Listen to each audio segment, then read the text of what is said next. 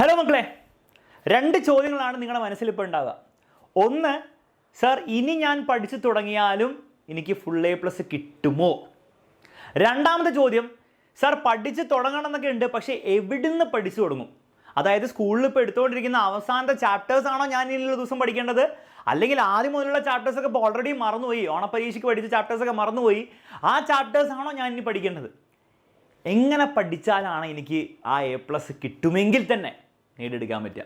മക്കളെ, ഈ രണ്ട് ചോദ്യങ്ങൾക്കുള്ള ഉത്തരം ഇന്ന് വൈകുന്നേരം കൃത്യം 7:30 നിങ്ങൾക്ക് ലഭിക്കുന്നതായിരിക്കും. നിങ്ങൾ മനസ്സിലാക്കേണ്ട കാര്യം വളരെ സിമ്പിളാണ്. ഇനി പഠിച്ചു തുടങ്ങിയാലും A+ നേടിയെടുക്കാൻ പറ്റും. പക്ഷേ അതിനൊരു കണ്ടീഷൻ ഉണ്ട്.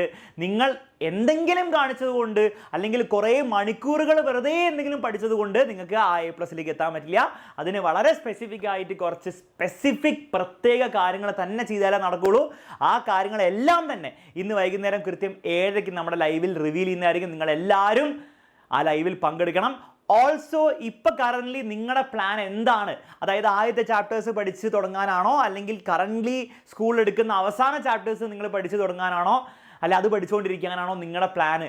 ഓൾറെഡി നിങ്ങൾ എന്താണോ പ്ലാൻ ചെയ്ത് വെച്ചാൽ ആ ഒരു കാര്യം കൂടെ നിങ്ങൾ എന്ത് ചെയ്യുക, കമൻറ്റ് ബോക്സിൽ കമൻറ്റ് ചെയ്യുക. ഇന്ന് വൈകുന്നേരം 7:30 നമുക്ക് എന്താണ് ഏറ്റവും കിടിലനായിട്ട് ഇനി അങ്ങോട്ട് പഠിക്കാൻ വേണ്ടിയിട്ടുള്ള പ്ലാൻ എന്താണ് റിവീൽ ചെയ്യുന്നതായിരിക്കും. നിങ്ങളെല്ലാവരും ഉണ്ടായിരിക്കണം. ഓക്കെ, കാണാം.